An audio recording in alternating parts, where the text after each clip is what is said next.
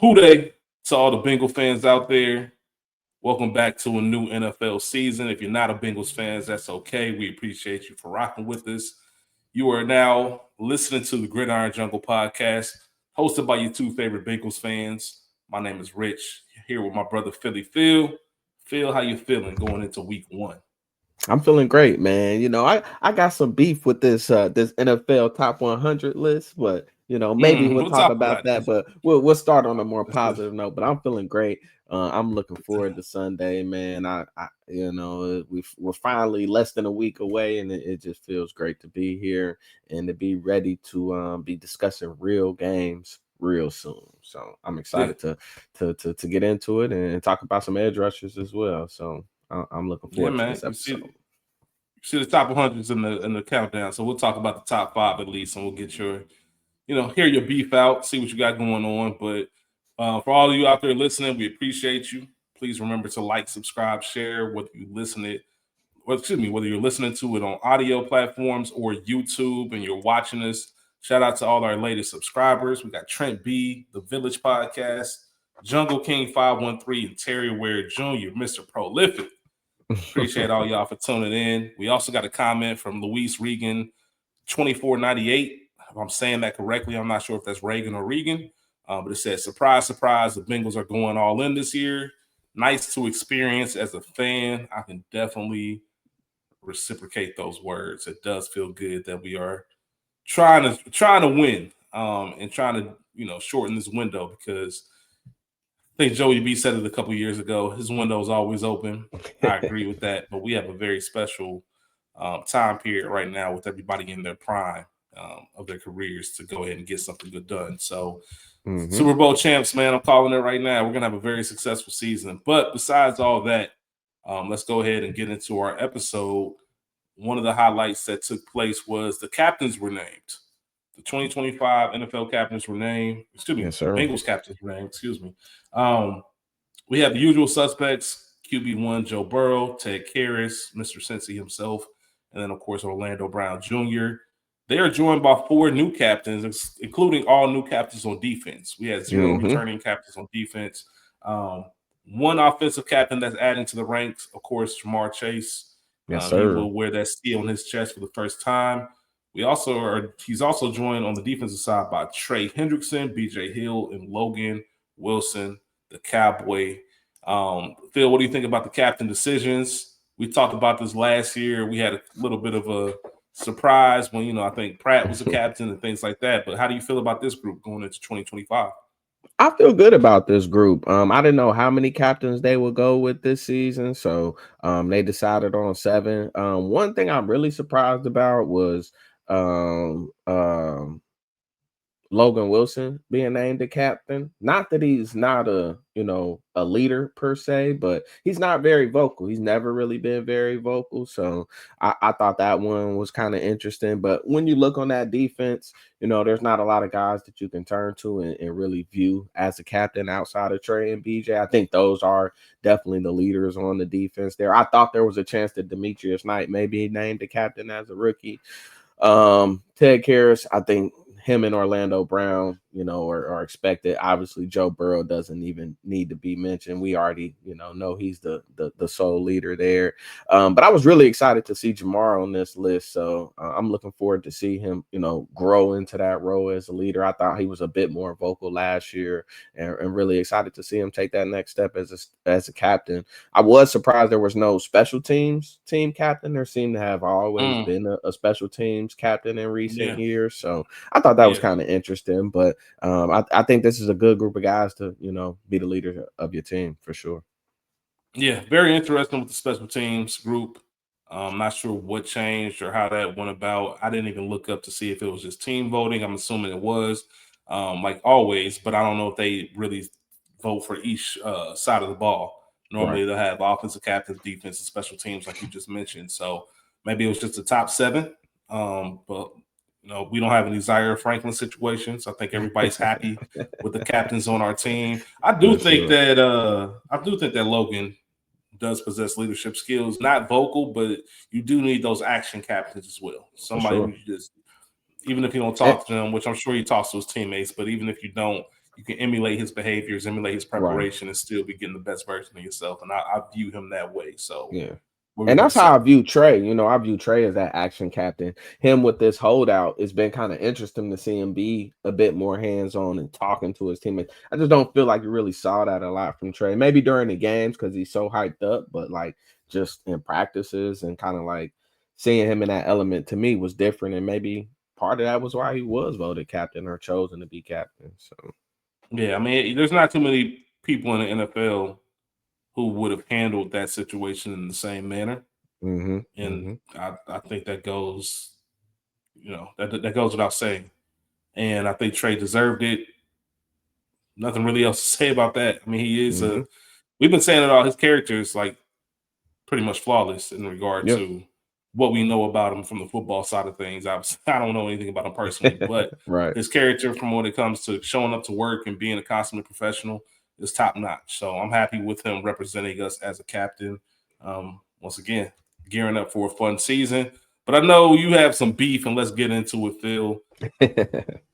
Obviously, all Absolutely. summer, just like it has been a tradition, NFL Top 100, where the NFL players vote on the top 100 players in the league.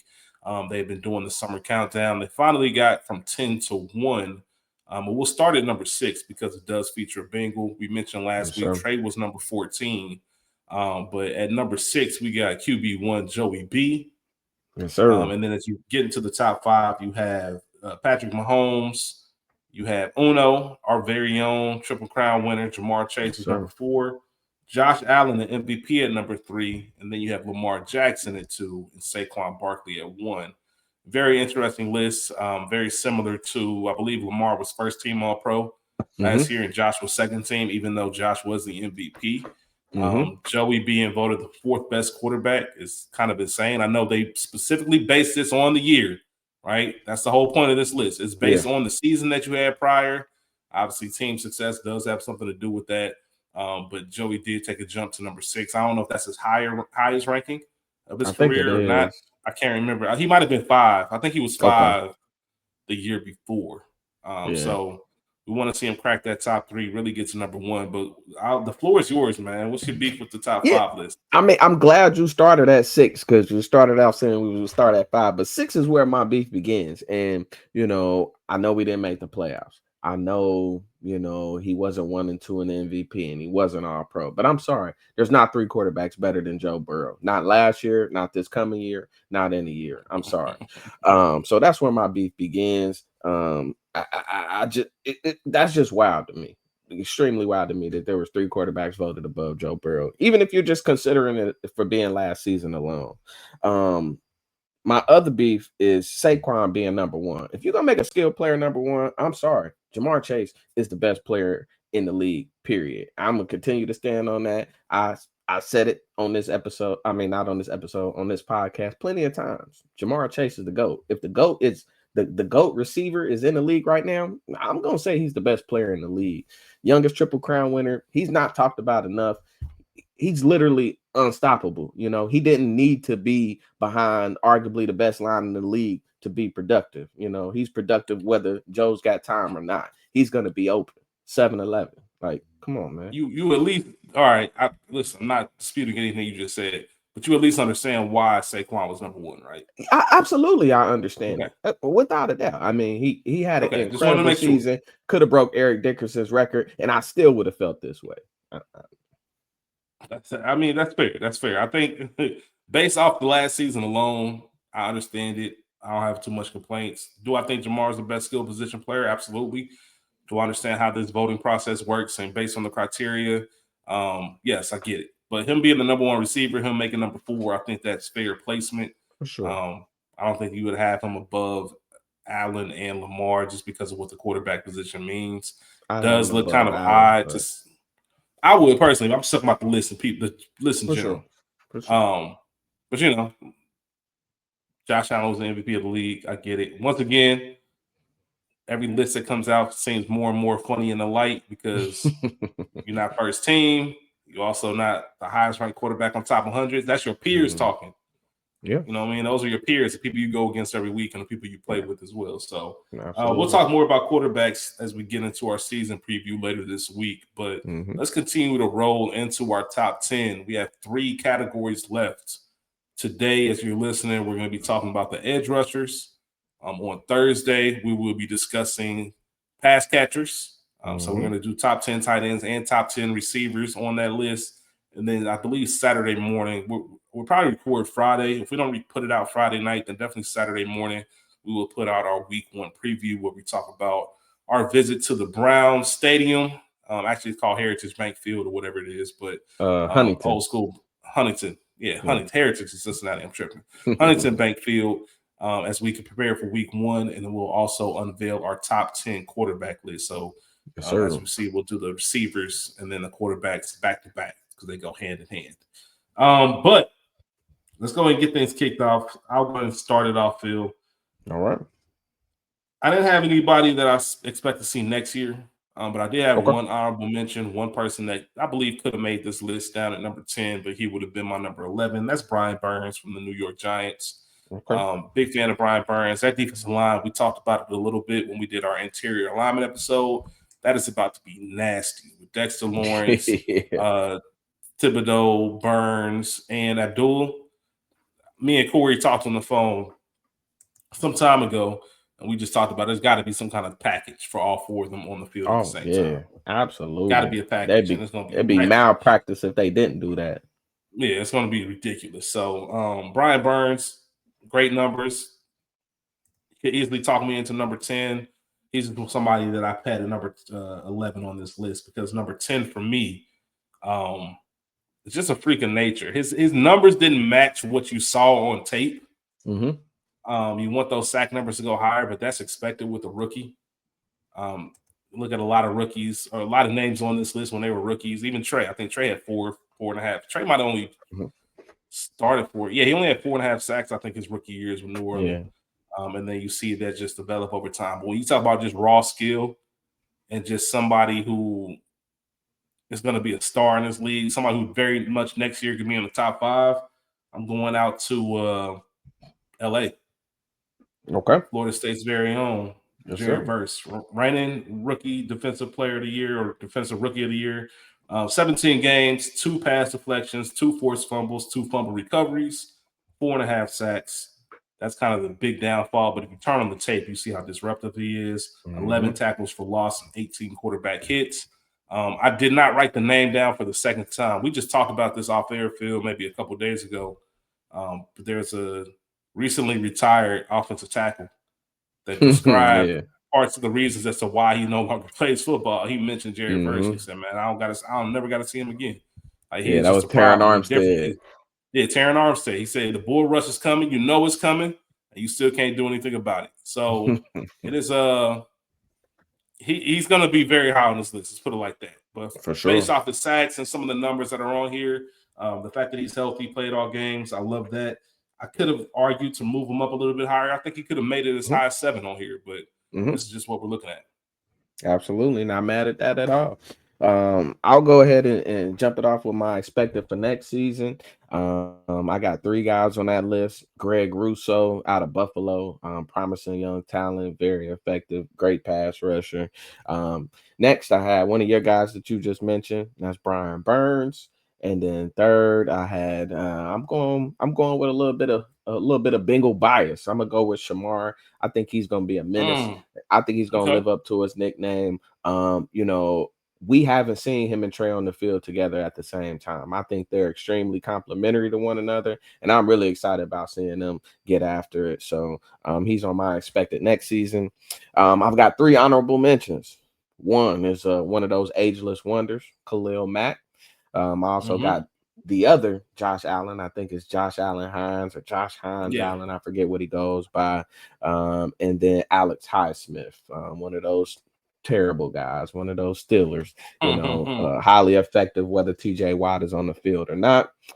Number 10, I've got another ageless wonder, a savvy veteran. I think he led the league in pass rush win rate, and that's Danielle Hunter. I don't know. There we go. Danielle Hunter Yeah. out of Houston. He's been effective everywhere that he's gone. No drop off. I'm sure his contract probably played a part in Trey's deal. But that's why I got at that number 10 spot. Danielle Hunter.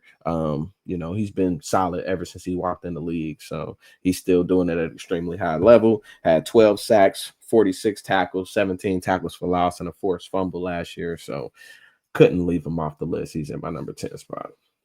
Not mad at that. My number 9 is going to be top 5. He's only 9 because he only played in 5 games last year. Once again, if you were asking me just who the best are in the league, that's a different list. I'm going into 2025. Big injuries always take a little bit of time to get back into it. I don't see him really returning to full form until next season, but he's still going to be disruptive and very much could be. He's going to be a top 5 guy on this list for a perennial top 5 edge rusher. And that's going to be Aiden Hutchinson.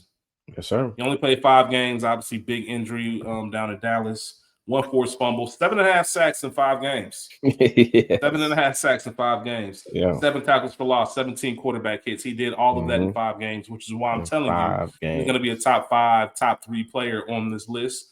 I just want to see him get back to it. And like I said, if this was year 2 of the injury, I think he'd be top 3. But I expect him to have a great year. I expect him, once again, for the umpteenth time, expect next year when we make this list for him to be at least number 5 at the minimum.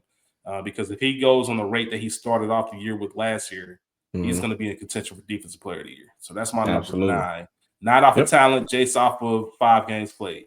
Yep.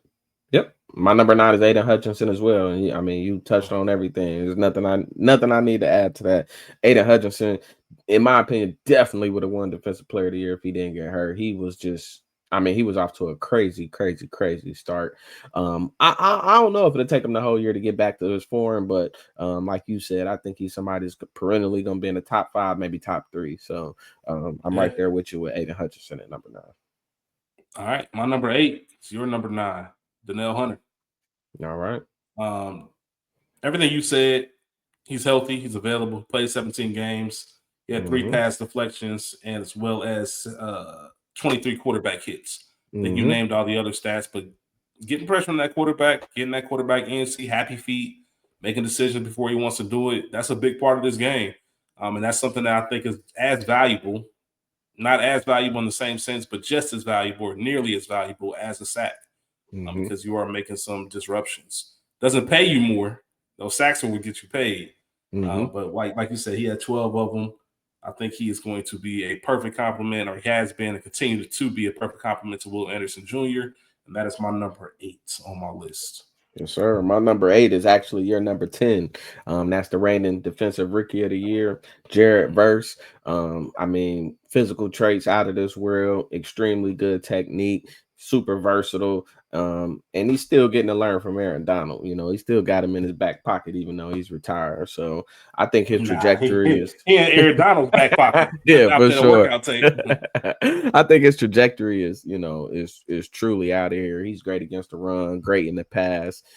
You would like to see him clean up a little bit of the tackling a little bit, maybe, which will, bump him up this list a little bit more. But Jared Verse is my number 8. All right. My number 7 is my number 9's, or excuse me, my number 8's teammate. Let's talk about him a little bit. Will Anderson Jr. Yes, sir. 14th in Defensive Player of the Year voting. Once again, he only played 14 games. He had 2 deflections, 1 forced fumble, 1 fumble recovery, 11 sacks, 16 tackles for loss, 19 quarterback hits. As I read those numbers, you might be saying, well, hey, he's Danielle Hunter. Had better production than he did. Well, one of the reasons is because people were paying a lot of attention to Will Anderson Jr. And that's the reason why he had some Defensive Player of the Year votes, because he is that disruptive. A lot of these guys are just put on the tape, and you see the type of attention they get, frees up one-on-one matchups for some of his teammates and other linemen, and that's why you get that high productivity. But make no mistake about it, he was a number 3 pick, I believe, for a reason. Loved him coming out of Alabama. We saw the disruption he did, and it immediately equated to the NFL. He is number 7 on my list, somebody who I think can continue to rise, especially with DeMeco Ryans as his head coach. Yeah, Will Anderson Jr. is also number 7 on my list. 13 and a half sacks, 37 tackles, 16 tackles for loss, and a forced fumble. Another guy that's extremely versatile, high motor. There were some questions about his kind of his want to, coming into the league. And I think he's kind of proved that there's no questions there. And somebody I think that could rise higher on this list, like you said, especially playing in that D'Amico Ryan defense. Will Anderson's got a lot of promise. Like you said, love him coming out of college, and I think he's going to continue to be an impact player on that defense for sure. Will Anderson Jr. was my number 7 as well. All right, man. I had trouble with 6 and 5. I understand. I kept flipping them back and forth, man. But I ended up here. One was a little bit of a respect thing, and some of the stats that I might care about a little bit more. Okay. One of the players had. So my number 6 from Las Vegas, Max Crosby. Yes, sir. Max Crosby is my number 6, man. It feels weird saying that, but you said it before we started recording. These edge rushers were difficult. Yeah.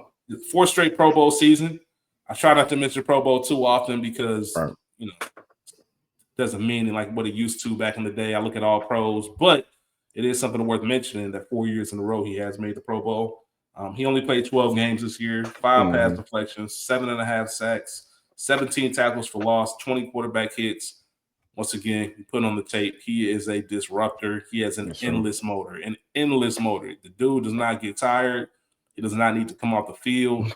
He's going to give you the same intensity on play 100 that he did on play 1. Max Crosby is a beast. And if he gets a little bit more help on defense, similar to what I just mentioned in Houston, you maybe free up some more matchups for him, be a little bit more creative with the schemes and the stunts and the things that he can do. But he really doesn't need it, man. He's just a one-man wrecking crew. It feels weird to put him at number 5. If he played more games, at number 6, if he played more games, he could have been higher. But when you see him, you know he's there. It's impossible to block him one-on-one. High respect for Max Crosby. He's number 6 on my list. All right. I don't know. I'm guessing maybe our 5 and 6 are flip flop, but I don't know. We'll see which way you win at 5. But number 6 for me was one of my former Buckeyes that I used to love to root for, and that's Nick Bosa.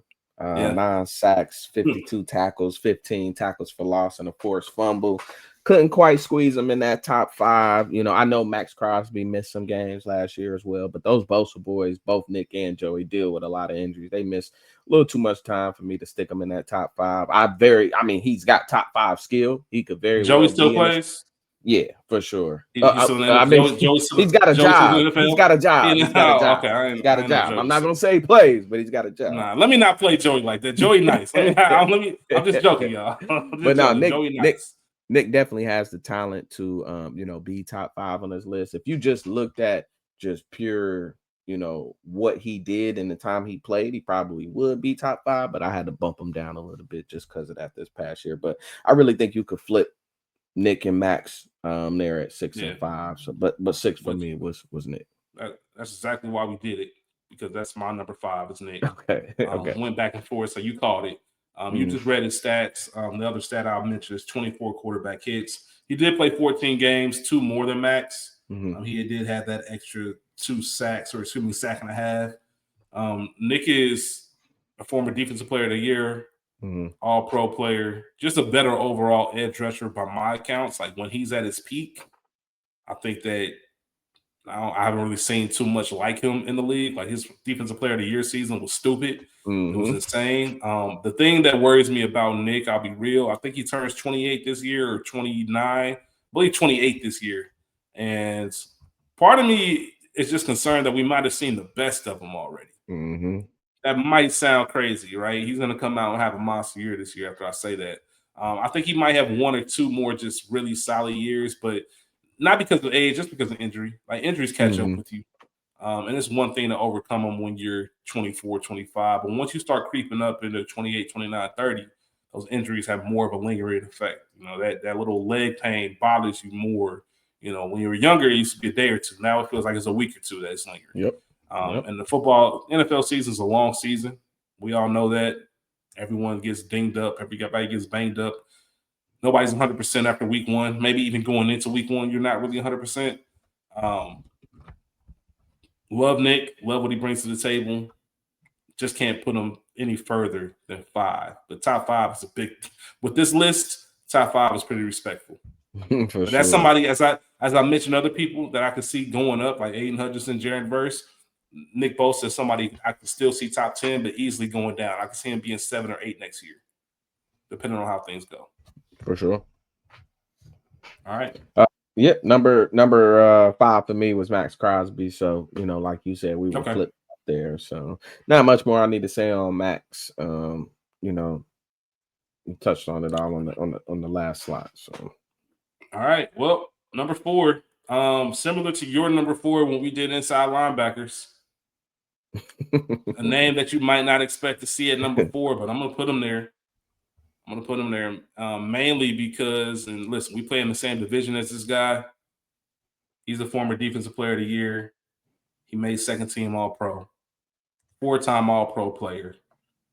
He's going to have a jacket with his brother in Canton one day. He finished 4th in defensive player of the year voting. He's 4th on my list. 17 games, 4 deflections, league leading 6 forced fumbles, 2 fumble recoveries, 11.5 sacks, 19 tackles for loss, 27 quarterback hits.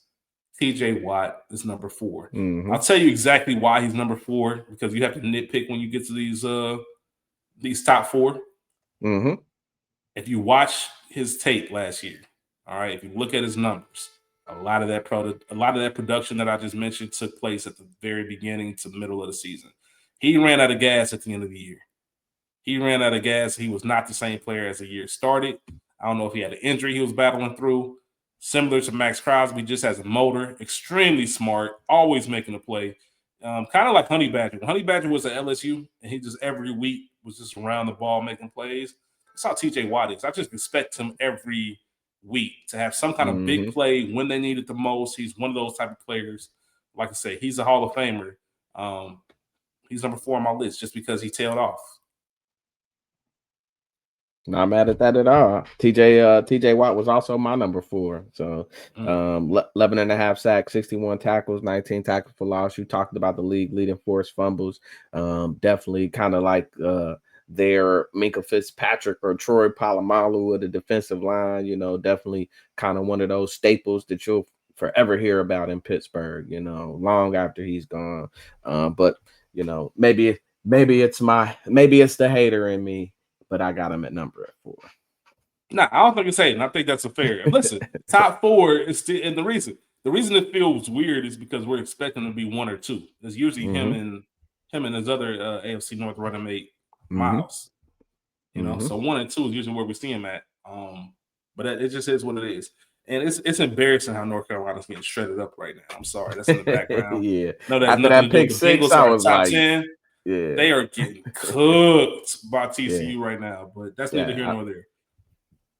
Number 3 on my list, the 2-time All-Pro, 13 games played, just became the highest paid non-quarterback in NFL history. 1 deflection, 2 forced fumbles, 12 sacks, 12 tackles for loss, 23 quarterback hits. You heard it here first. It's not like I'm making a bold declaration right now, but you heard it here. My vote, or my prediction for defensive player of the year, the new number 1 in Lambeau, Micah Parsons. Yes, sir. Once again, if you just told me, hey, we're having a fantasy draft, you're building for the Bengals, you get to pick 1 edge rusher who's your first one, it's Micah Parsons. You factor in his age, you factor in his physical ability, you factor in his production. He's done things that nobody else in the league has done, or like maybe one other person like he has done. Generational talent, but he wasn't on the field the entire season. That's a big reason why he's number 3 and not number 2 or number 1. I don't think he would have made number 1 anyway. Number 1 is number 1. But I really debated between him and number 2. But Micah's a dog, man, and Micah's could very easily be number 1 next year. Like I said, I expect him to be defensive player of the year. I think he's just going to be rejuvenated. I think the trade is going to put a little bit of extra pep in his step. And that fresh start, it does wonder. I think we talked about it. Khalil Mack, when he joined Chicago. Just kind of Mm-hmm. wreaking havoc from the start. And that's what I expect From the from Micah. start. He is my number 3. He's versatile. You can move him all over. You can move him to the Mm-hmm. inside. You can move him to the outside. Find a matchup that he's going to expose, and he's going to expose it. That's For just, it's sure. just that simple. He's a dog. So shout out Yeah. to Mike, I man. think I think he's the most versatile pass rusher in the league. So yeah, without a Yeah, doubt. he is. He is.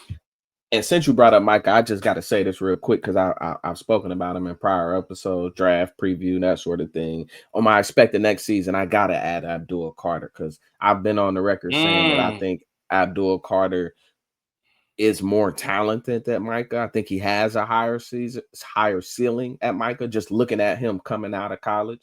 Not saying that that'll be the case, but I do think that he's that type of talent, that type of player. So I just wanted to say that real quick. But my number 3, and it's probably flip-flop with your number 2, but my number 3 is none other than the Bengals' own Trey Hendrickson, Mr. Holden himself. 17 and a half sacks last season and the season prior, 46 tackles, 19 tackles for loss, 2 forced fumbles. I think he had 5 or 6 passes defended, and he doesn't miss games. He did have some high sack numbers against some weaker talent, but he's relentless, crazy motor, and a little better against the run than he gets credit for. So Trey Hendrickson, in my opinion, without a doubt, is a top 3 edge rusher, and he's number 3 on my list. Yeah, he's number 2 on my list. Kind of dope. You got 3 AFC North edge rushers. Not dope really, because we gotta face them. But we only got one of them. Right, we only got one of them, but you got 3 AFC North. That just let you know the talent in the division. But my goodness, Carolina, they need some help.